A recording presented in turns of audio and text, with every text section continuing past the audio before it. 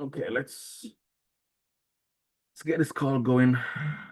And maybe, just maybe, I will be a little bit. Oh, I haven't started sharing. My bad. And my mic is not muted. My bad again. Uh,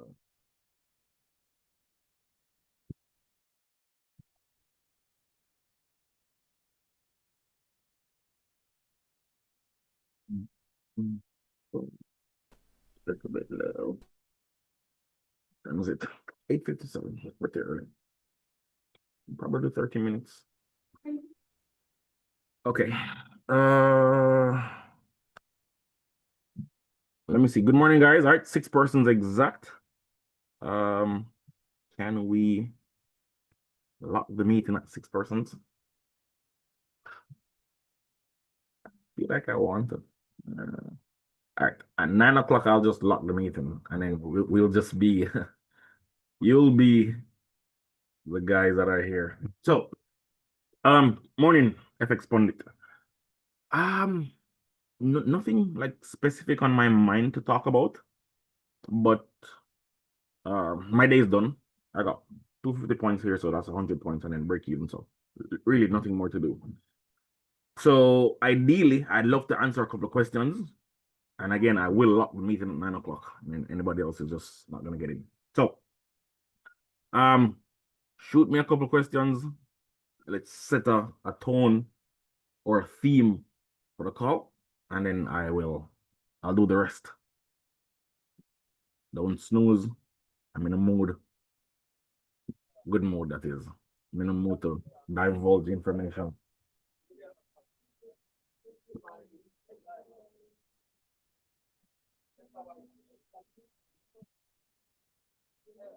No questions. See, this is why I don't do calls, because nobody has questions.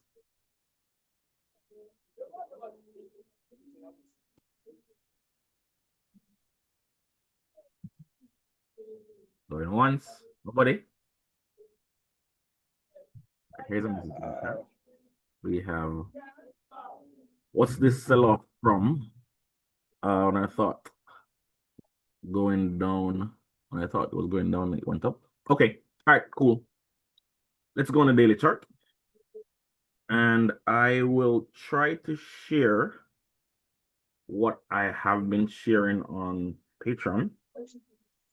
I don't want to edit the Patreon annotation, so I'll just share that screen briefly, and then I'll get back to this screen and we'll do the drawings on this screen.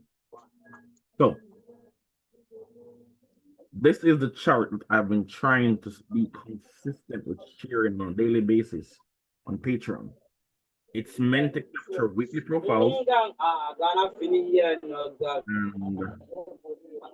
not that.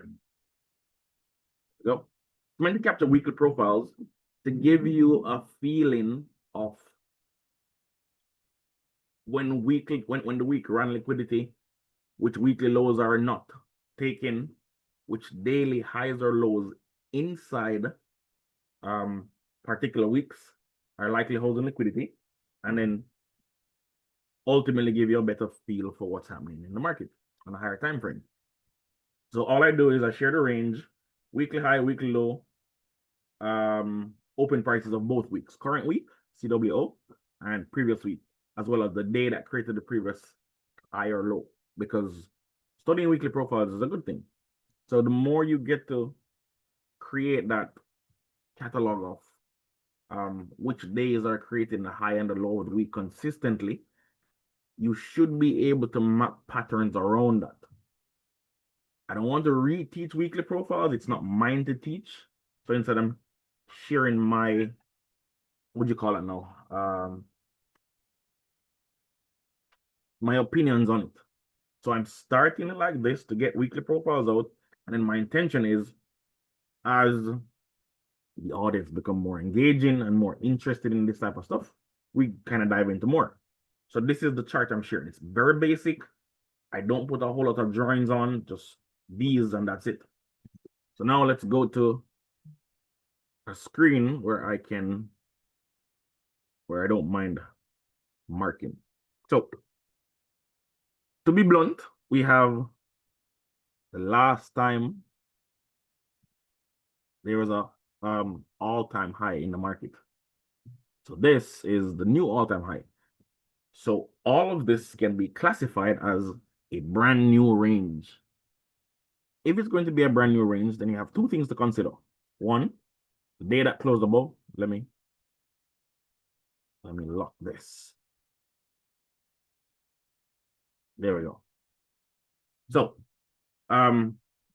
first things to consider are going to be the day that closed above here, because once we close above that range high, then you know a new range is in effect. So essentially, when this week started with a gap, we had already closed above here, making all of this a brand new delivery. If it's a brand new delivery up here, it means, what are you seeing right now? Are you seeing a blank screen with my cursor? Somebody's saying which screen? No, we can just see screen of course candles there. Huh? No cursor. No cursor. Patron screen. Okay. You should be seeing this one. Here we go. My bad. Thank you. This screen. So this is the last time we had all-time highs in the market, and this is when we broke that all-time highs. So since we are range traders, and that's where we get our strengths from, once this closes above the all-time highs, a new range starts up here. Full stop. So if this is a new range, then it goes to reason that this is the start of the new range. Simple, right? So if we go basic for a moment, it would mean from this high, and I'm just going to arbitrarily pick a low because I just want to capture the price action before here. And then this would be your brand new range. So before this was filled, it would also make sense to view this portion of price action. Oops.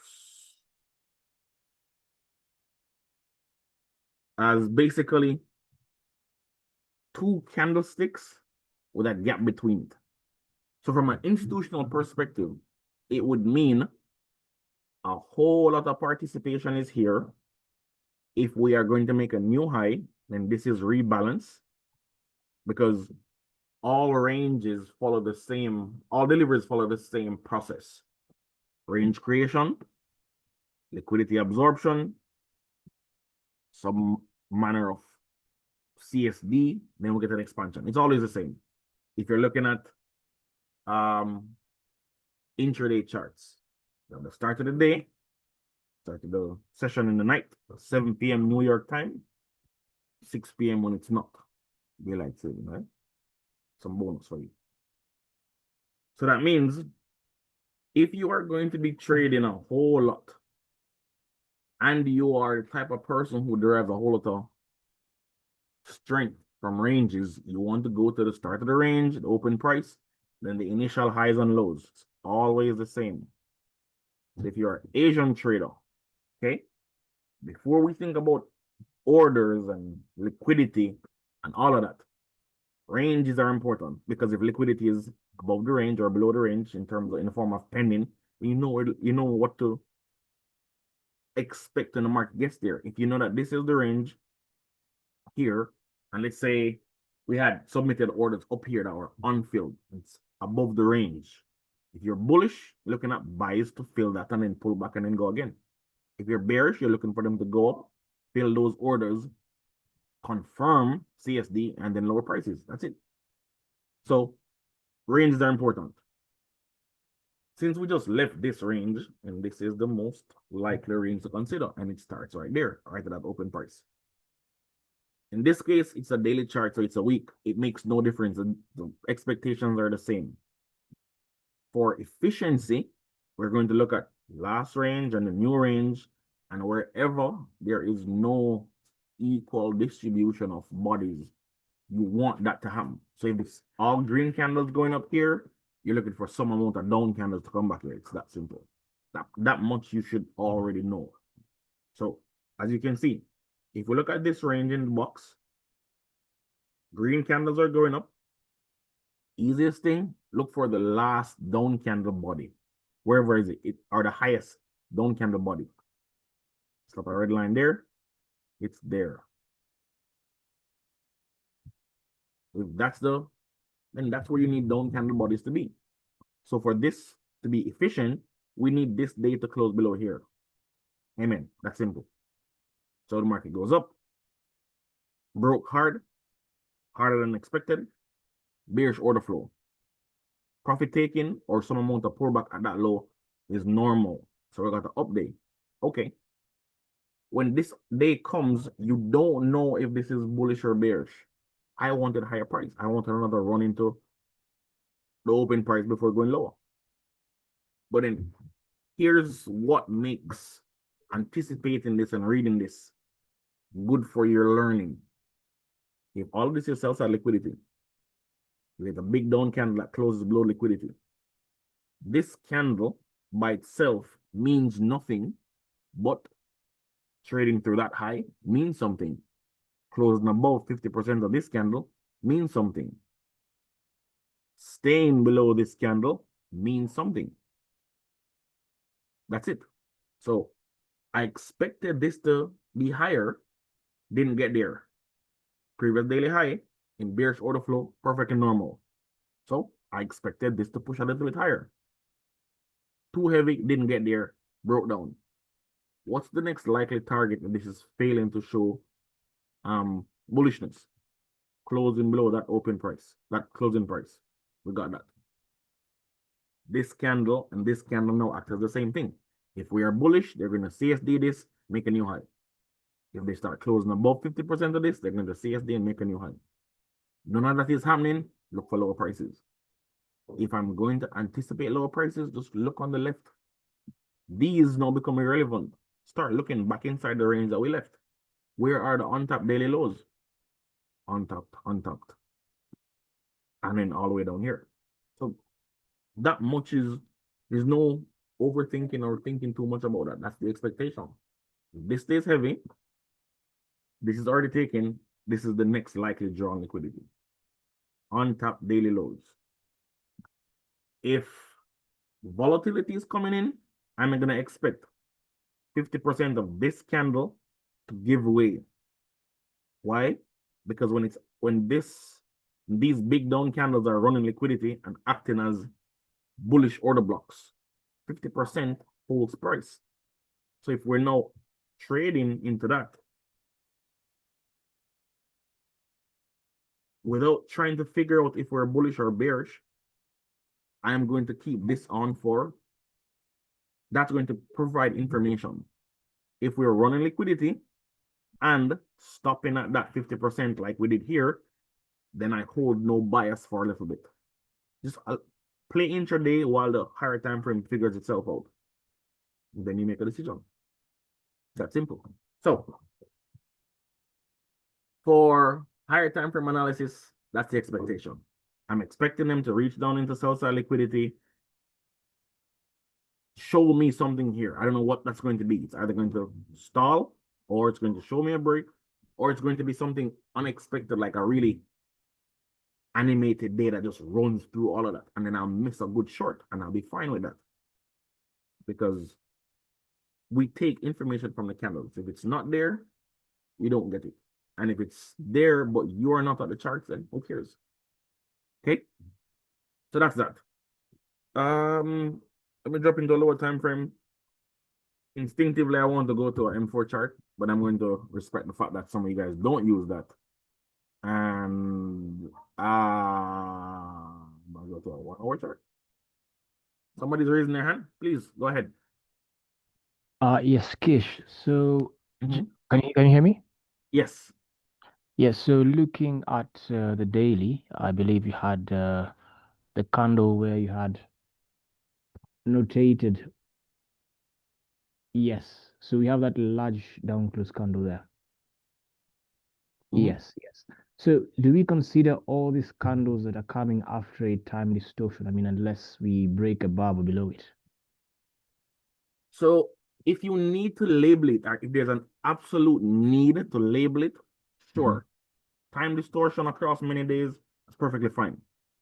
I don't think you need to label anything here because we may not have known in real time why this was happening, but after this candle printed, we know exactly what happened.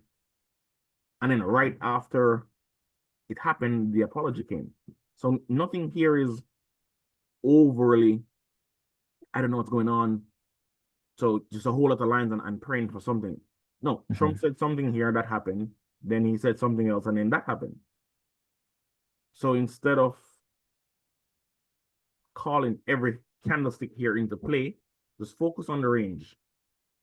And if you are, let's say, a little bit on the side where you don't like manipulation, then you could wipe off everything between here and here, like this. If you are confident enough to subscribe to this brand of madness, Hmm. Definitely. you can just take the manipulation off so you see price action for its what it is. Now imagine if this candle was right next to that one. That's what pure price action would look like. So Oh. with this view, we don't have a big down candle. If we were looking for on top daily lows, it would still be right there, right at that low here, right? Hmm. So to me, when you remove manipulation and the analysis still makes sense, then the probability of whatever the analysis playing out increases, in my opinion. If we were thinking we're going to break that blue line and then head lower, where would the next lows be? All the way over here. Hmm. So all of that to me just makes sense. We don't have anything between that low and the high here that's like really, really significant. All the lows have been tapped, except that one. Hmm. So these would be the two level of liquidities that if I really need to frame continued bearishness, like every day, every week, I'm gonna go and look for shorts, and these are the levels I'd be looking for going forward.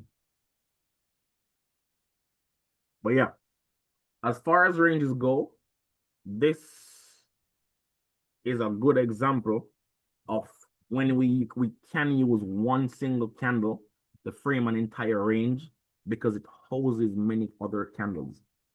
So sometimes we like consecutive candles creating a range, or we want to see some amount of suspended candles, and we have liquidity run, then a displacement, and we use all that to frame the range. This is also a way to frame ranges as well. One big candle that's housing three or more candles inside its high and low has to be a range. Something has to be significant for that to happen. And then the best part is whenever you can find these candles, breakouts become easier to understand. If it's stuck inside here and we trade above and let's say close above and you want an order block, but you don't get an order block, you get a FEG. The first thing you think about is that's a breakaway gap. So then that breakaway gap means something. If it stays open, my direction is clear. If it gets filled, my direction is clear. When this high was broken, let's see, this is an order block candidate, no CSD, FEG, breakaway gap. So while most persons would look at this and think, new week open gap, blah, blah, blah, blah, blah. I wouldn't. I wouldn't look at that as a new week opening gap. I look at that as okay, from the high of the range to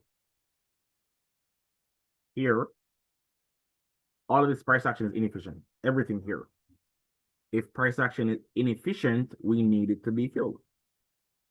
And if it's going to be filled, you know what it looks like. Bodies, wicks passing through, all the good stuff.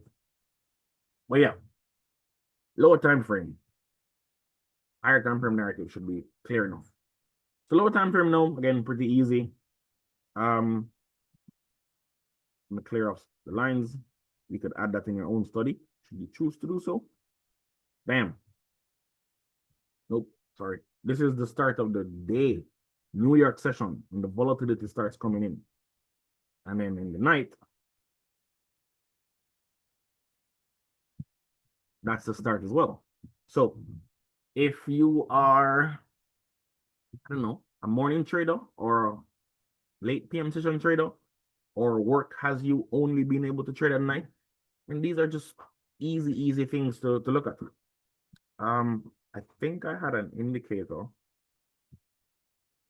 that can do this to make my life a little bit easier.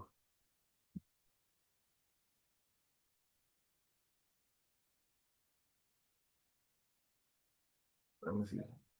And then there we go. So let's take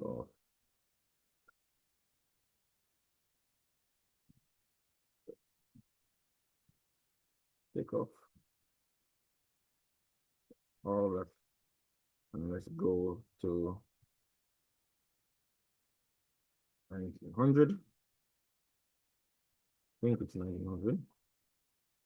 1901. That should be there. Okay. And let's take the text off because we don't need it. And let's spark a little bit, right? A little bit more of mechanical trading, so to speak. If this is so clearly by now, you can see I don't subscribe to the whole midnight New York thing. If you do, still love between us. I just find better success not doing that. That's all. So I trade New York session every morning. So today's what? Friday. I'm gonna go back to Monday. So this is Monday 4 a.m. So this is Friday night, and then this is Sunday. Okay, cool. Let's start the day here. I trade 7 a.m. Well, daylight savings started sometime in here, so I don't have time to go remember. Adjust whatever I say here based on that. I'm assuming it starts at daylight savings was here. If it wasn't in effect until then, please just shift the thing by one candle. All right. I just don't want to go and try to figure it out. If daylight savings was in effect here, then I'd start my trading right there. Again, since we know trading algorithmic delivery starts with a range creation, you would just look left, you would find this. You could use this to do a lot of things. It's important to understand, however, that this here will capture 85% of the filled, filled, filled orders. The submitted orders are already in the market, and then they start getting filled here. So if the order submission is lower and they start getting filled here, we trade down into that, and that should make sense. Okay. Here's what's important. If I start trading there or 6 a.m., if that was the time, that would be my range. Looking left, I would have an idea where buy side is. I have an idea where sell side is, and I'd have an idea of everything here that I'd want to participate in.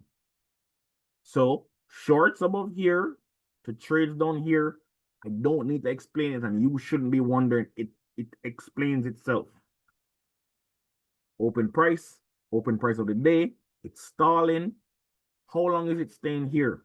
Well, the morning session ends at a particular time.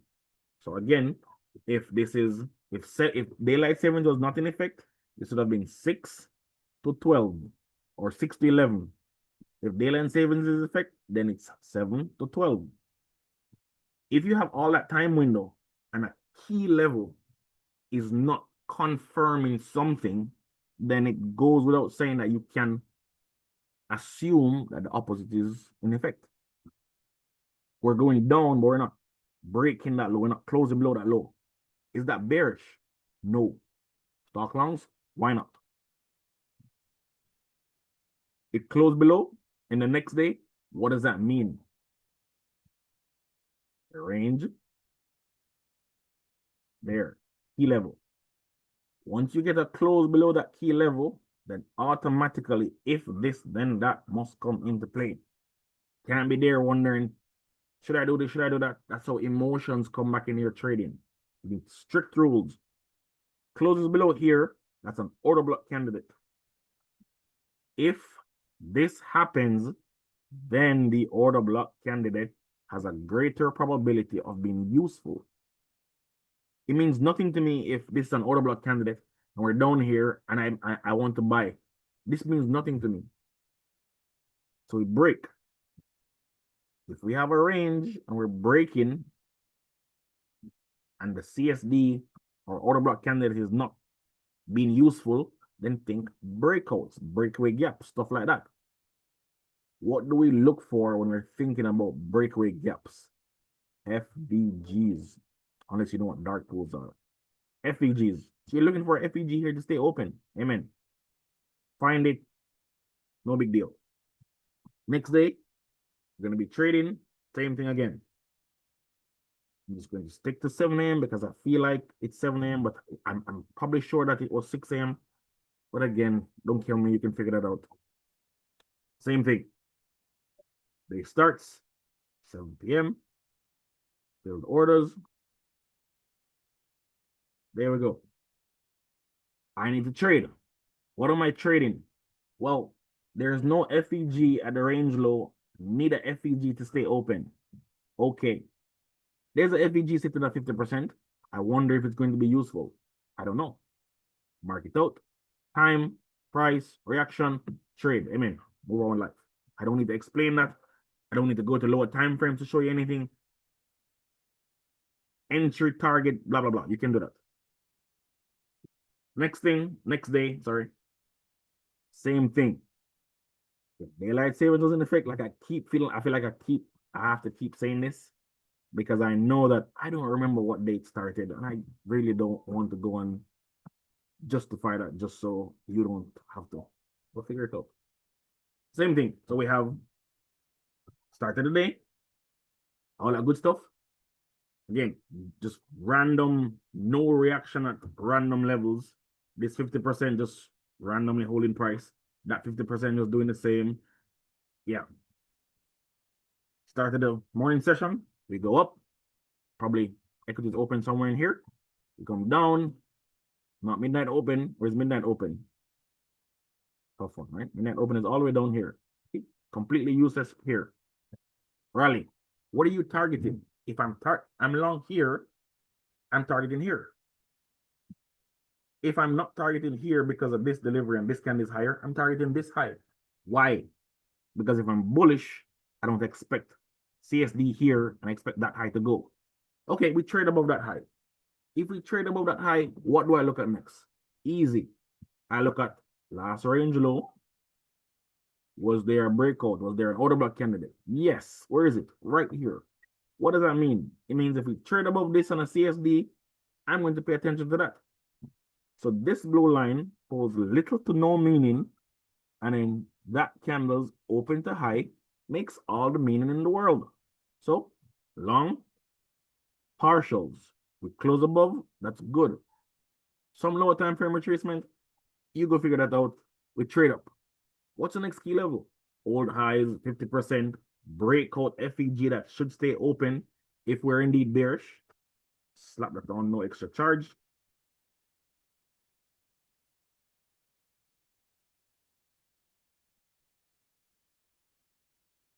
Oh man, look at that. Just beautiful randomness again. Anyway, if you are not a fan of 50 points and you're doing a whole lot more, then again, it frames itself for you. Next day, same thing. The day starts. Again, I'm not a big Asian trader, so I wouldn't be looking at, oh, that's a short. Oh, that's a short. No, this is only a short for me if it's happening after 7 a.m. Look at that. There we go. This was yesterday. I think I was long yesterday because I was not looking at the H1 chart. Am I doing myself a disservice? I'm not looking at the 8-1 chart. Intriguing, very, very intriguing. Nonetheless, I don't. This is not a hindsight review for trade entries. This is a introduction to process, I guess. So, open price, shorts. What are you going to target? I don't know. There's so many lows. There's so many. No, there's not. That's your emotion and need to be perfect creeping in. Please note, I'm also not using the high of the 7 a.m. candle because the high of the range before 7 a.m. is not going to be in the 7 a.m. candle. See, people mark ranges all the time and they use a specific open price and they include everything. That's not to me. Anyway, there we go. So, bam, where's your target? Low, 50%, whatever. It starts to break down really heavy. What are you going to look for? I mean, previous open, previous aka support level, on top lows, liquidity. There we go. Beautiful randomness all the way into the lunch hour. Then you stop trading. Your ideal session should be start of the New York session, 6 a.m. when there's no DST and 7 a.m. when there's DST. So if you notice in the last month, I would pop up a lot before equities open, before 7:20. That's why. And if you notice now, you don't see me a lot before 7:20. This is why. See? No emotions, all rules. Anyway, trade, there, done, lunch hour, Wait, retracement. Amen. Kish, could you say that again? That again? That part where you said sorry, you noticed that I'm not around at this certain time. Okay. So I'm a full-time trader. I am not um anything but that. Okay. Content creator every now and then when I feel available. Full-time trader. Emotions kill every full-time trader. So I was taught to control your emotions with rules. If you ever find yourself thinking, I think I should do this, no, no rules. Overtrading is the biggest killer to every single trader, whether you're profitable or not. Overtrading kills.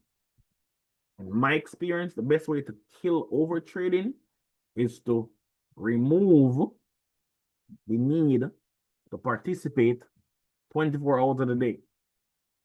So on a normal day, I would not be on my computer. I'd be outside. Or I'd be in a 1v1 or something, but nothing for me to do after I've bagged my 50 points.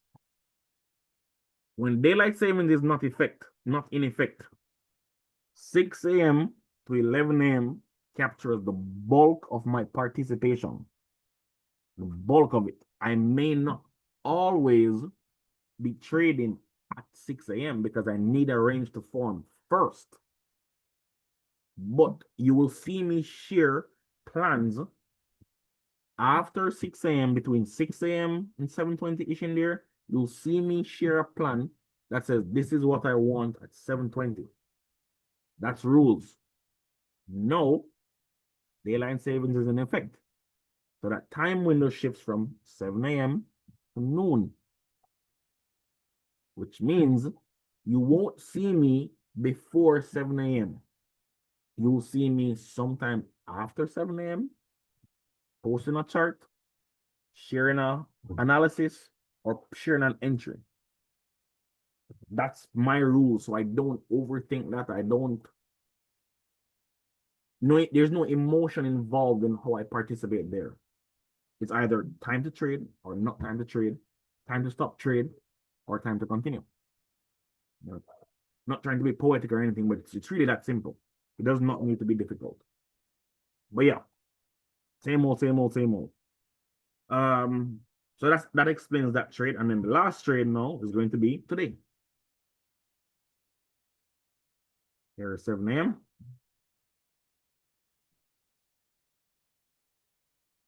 Here is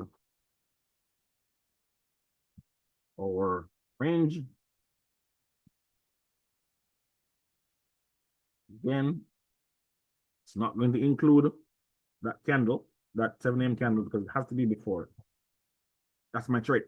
Well, I'll go into a M4 chart now and show you what I traded today. So, without me saying anything, right? If this is the range that I'm going to look at when I get to the chart, and I want to hunt liquidity, because we like to see liquidity run CSB, what low am I going to pay attention to? Ding, ding, ding, we have a winner. What do I want to see there to be a buyer? What do I want to see there to be a seller? Simple. Open price of the session is right here. My plan was stupidly simple, like ridiculously simple. Oops, I think I pressed the wrong one. I wanted a buy setup when I got my CSB in here, and I want to target open price of the session. That was my plan. Now, it's not the best plan because there were reasons that said I would not likely get a higher run on price, but the distance from here to here is way over 50 points that I believed I could get 50 points without getting TP. So what I did was, to compensate for that, I entered multiple times. So I entered twice in this candle, which means to me, may not be the same to you. You might look at it as bad risk management, but to me, if the chances of getting TP is lower, but the chances of getting 50 points is high or relatively high, I can capitalize on that probability by accepting more risk and micromanaging my position. It's not something for everybody, but it's something that I'm used to because I'm a scalper. Okay, so I entered twice.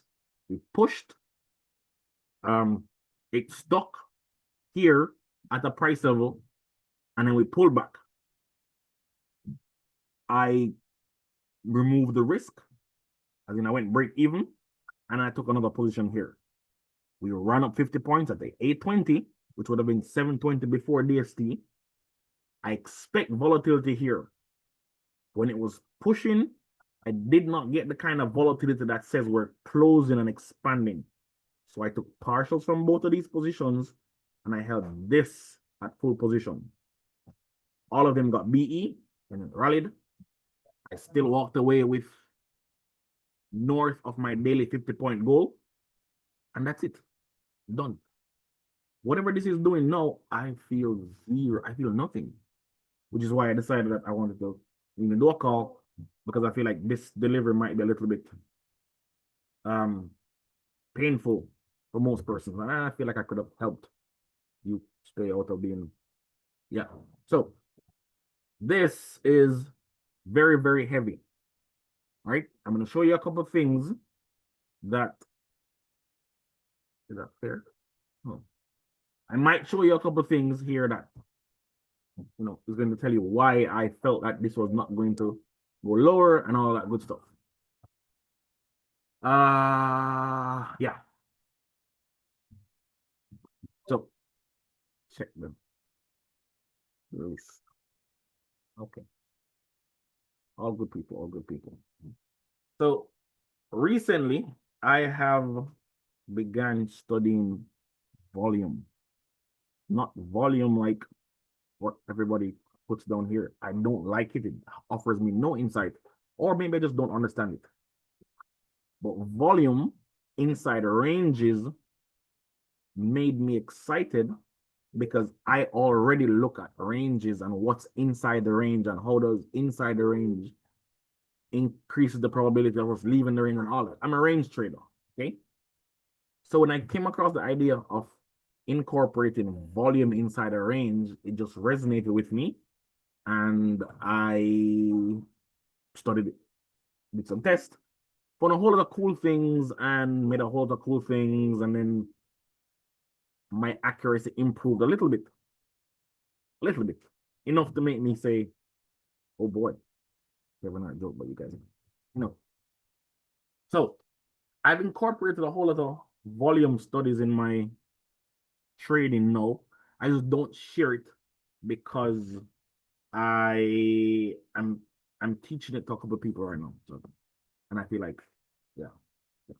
So if you understand how to use fixed ranges and volume, you can find pinpoint accurate entries and exits in all of this every single day, especially when you're controlling the range that you look at. So we know 24-hour market, and the algorithm is 24 hours, and all of the 24 hours, but there's no 24-hour macro that I know of. I don't know everything, but yeah. So if we know that certain times of the day are doing certain things, you can literally focus on what is happening at certain times of the day and then use that to confirm a bias or a direction and a key level. And we already know what to look like when price gets to a key level. So easy. So that's what I feel like that's what I found now, and that's what I'm doing. So yeah, if I didn't get back to you about joining that, then yeah, I kind of forgot. No big deal. But yes, all those insights, it's coming up to that 30-minute mark. I think we've been here for half an hour. That should have been good enough for a quick chat. All of that by itself, without volume, is enough to show you that you're overthinking your trade plan. And on my other screen, I can see that where price is pulling up to that low that we just talked about. The untapped low down here. Almost there.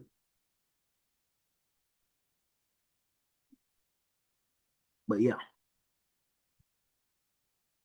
Give a 15-minute chart for the guys who like 15-minute chart. My 15-minute chart, this was the day. Since we already know that 7 a.m. is inside here, and it should be easy to look at what's happening at that low. Why that low? Because the day opened, we went up, we broke down. So we start trading at 7 a.m. in here, and we can see that. Based on the conversation that we just had, what do you look at when price is breaking lows? Since you don't know if it's accumulating or distributing, just look at two things. You don't have to make it difficult. If there's a big down candle at a low, okay, grab a line, open price or the high. So space pushes the thingy down to the next chart.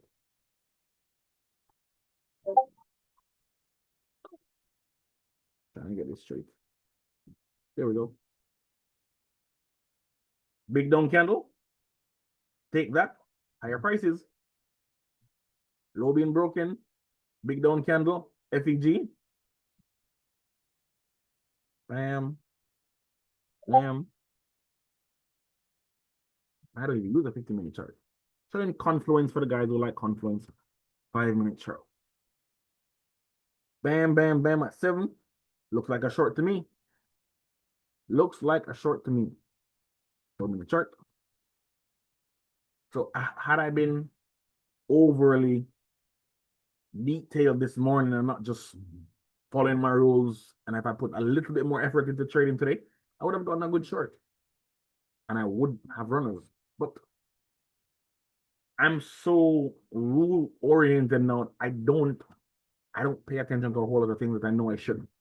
I'm planning to. No, I feel myself slacking, so I am going to do some improvements. Yes. Anyway, but look at that. FEG, da da da da da da. 1-minute chart because we love what's a good 1-minute chart. 7 a.m. It's the FEG, not trying to expand, not trying to expand. It breaks. Shorts. Target. Well, first target naturally have to be the lows before 7 a.m., right? And then that's 74 or 75. That's over. No, it's about 70 points. And that would be your trade, and you're done. You wouldn't have gotten any of this. You wouldn't have cared, just like me, would have been done. So trading can be simplified. There's zero emotions in any of this because you know exactly what you should look at. I should mark this line or this time, the line at open price here, and I should not look at that line until this time of the day. And I'm looking for these things to confirm or suggest a direction. If it suggests the direction, it need a confirmation. If it confirms the direction, then that is good. Amen. But yeah, should be enough to go and add to your arsenal. Unless you have any questions, I am going to end here and see you guys in the chat tomorrow when you start, not tomorrow, next week, when you start posting your entries and everybody's wondering, how did you get that? And you smile and say, you missed the call. But thank you guys for coming out. It's been fun. Hope that improves your trading. And I'm getting a call right now. So, kudos.